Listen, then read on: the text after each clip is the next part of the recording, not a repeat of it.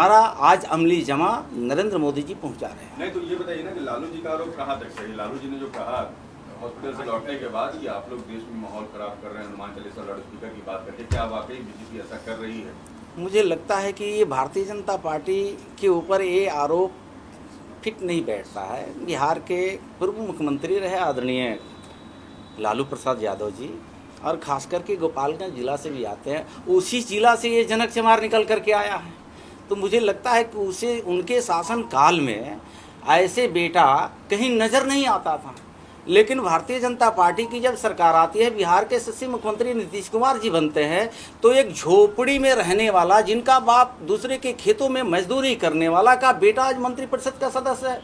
तो ये आरोप भारतीय जनता पार्टी के ऊपर नहीं कोई लगा सकता है। ये सिद्ध करती है, हाँ ठीक है, आपने को ब्रांडिंग करना, नेताओं को विपक्ष में बैठने का जनता ने तय किया है, और जनता उनको साबित किया कि 5 साल में उनके भी परिवार के लोग जाते हैं जब मत लेने के लिए, तो जनता मत देती है एनडीए नीतीश कुमार जी को, नरेंद्र मोदी जी को। तो मुझे लगता है कि उनका जवाब उनको जनता खुद को देती है। तो ये कहीं ना कहीं हास्यास्पद उनकी बात है। लाउड स्पीकर तो हटवा रहा है ना, ये तो बहुत पुरानी मामला हो गई है कि केंद्र और राज्य उसके लिए नियमता कानून बनेगा, और बिल्कुल न्याय संगत जो काम होगा होगा। गृह मंत्री अमित शाह ने कहा कि कोरोना समाप्त सीए को लाया जाएगा, सीए एनआरसी को लाया जाएगा कोरोना समाप्त होते हुए। बिल्कुल, भारतीय जनता पार्टी का अपना एजेंडा है, उस एजेंडे से कभी पार्टी मुकर नहीं होती है। भारतीय जनता पार्टी ने कही थी जी, एक मुद्दे को जो सामने पटल पे, ये बाहर की बात नहीं होती है, वो सदन के अंदर चर्चा होती है, चर्चा में बातें आती है, और जनता के हित में देश के यशस्वी प्रधानमंत्री नरेंद्र मोदी जी, देश के दिए हुए संविधान, परम पूज्य बाबा साहब डॉक्टर बी.आर. अम्बेडकर के बदौलत ये देश का संविधान प्राप्त हुआ, और संविधान के प्रदत्त जो अधिकार है 1 अरब 30 करोड़ जनता और बिहार के 13 करोड़ जनता को समक्ष वो कानून को लाया जाता है। और मुझे लगता है कि देश और प्रदेश की जनता हाथों हाथ लेती है।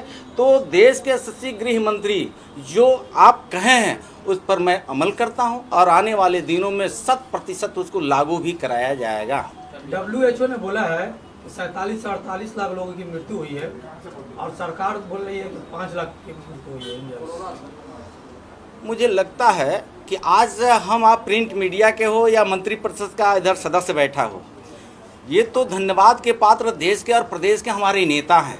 जिस तरह देश के बाहर लोगों को अकाल मृत्यु, पहले हम लोग बचपना में हैजा, प्लेग वगैरह वगैरह नाम सुना करते थे, जिसकी दवाइयाँ नहीं होती थी, एक फिगर आता था, काला जार आता था, उसका भी देश और प्रदेश में दवाई नहीं होती थी। धन्य है ये देवी देवताओं का देश और प्रदेश रहा है, और इस देश और प्रदेश में अपार जनसंख्याओं को रोकने के लिए, अपार जनसंख्याओं को सुरक्षित रखने के लिए जितना बड़ा कदम नरेंद्र मोदी जी, देश के प्रधानमंत्री जी ने उठाया, जिसके वजह से कोरोना को भी देश के सरकार और प्रदेश के सरकार ने मात दिया। मुफ्त में, वो धनवान हो, गरीब हो, मजदूर हो, शोषित हो, पीड़ित हो, सर्व समाज के लोग हो, उनको चैन से और सुरक्षित रखने का अगर कोई बीड़ा उठाया तो एनडीए और नरेंद्र मोदी जी की सरकार ने, जिसके वजह से एक गरीब परिवार का बेटा आपके सामने अपनी बात को रखने में सक्षम।